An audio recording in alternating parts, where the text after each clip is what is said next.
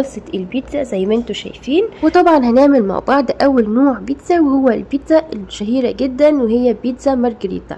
وطبعا هي بتتكون من صلصة البيتزا وكمان الجبنة الموتزاريلا اللي هي بتكون فريش، عشان طبعا بتبقى نسبة السوائل فيها اكتر وبتبقى طرية كده وبتبقى طعمها احلى. وبعدين حطيت كام ورقة كده من الريحان، ودهنت كده اطراف البيتزا بزيت زيتون عشان يطلع لونها حلو، وفي نفس الوقت الكراست بتاعها يطلع مقرمش. وضروري جدا ندخلها فرن ساخن مسبقا على اعلى درجة حرارة، يعني ندخلها والفرن يكون سخن جدا وشغال قبلها بشوية حلوين. وبتاخد في الفرن تقريبا من 4 ل 6 دقايق على حسب حرارة كل فرن. وطبعا كل ما كانت درجة الحرارة عالية هتطلع معاكي البيتزا حلوة ومش هتنشف معاكي في الفرن. ودلوقتي هنعمل مع بعض تاني نوع من البيتزا، وهي بيتزا مارينارا. البيتزا المارينارا مكوناتها بسيطة جدا، هي صلصة البيتزا وشرايح من الثوم بنوزعها بالشكل ده، واختياري بقى ممكن تحطوا طماطم شيري كده للتزيين بس مش اكتر.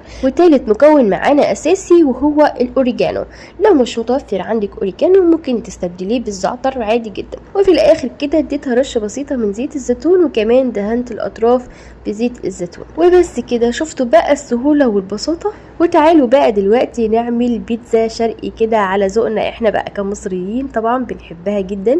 ضفت هنا بقى شوية من الموتزاريلا وكمان قطع من الفراخ وكمان شوية كده من الزيتون الاسود وطماطم شري. وبس كده ضفت عليها شوية كمان من الجبنة اللي هي التشيدر، وعلى الوش كمان شوية من جبنة الموتزاريلا، وحطيتها بقى في الفرن كده. ودي اول واحدة طلعت معانا من الفرن اللي هي البيتزا المارجريتا، وبجد طالع شكلها حلو جدا. بتتكون من 3 الوان، احمر واخضر وابيض، واللي بيعبروا طبعا عن علم ايطاليا زي ما احنا عارفين. وشوفولي بقى التفاصيل بتاعت البيتزا الايطالية الجميلة. شايفين الحلاوة يا جماعة؟ شايفين الجبنة بتمط معايا ازاي؟ طب شايفين سمك العجينة والكراست بتاعها عامل ازاي؟ تحفة بجد، رهيبة.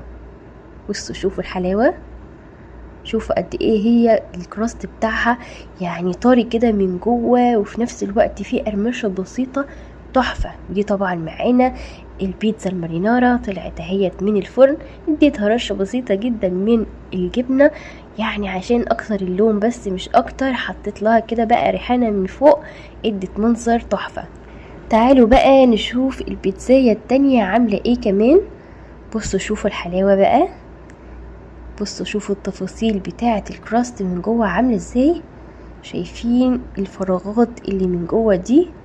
رهيبة.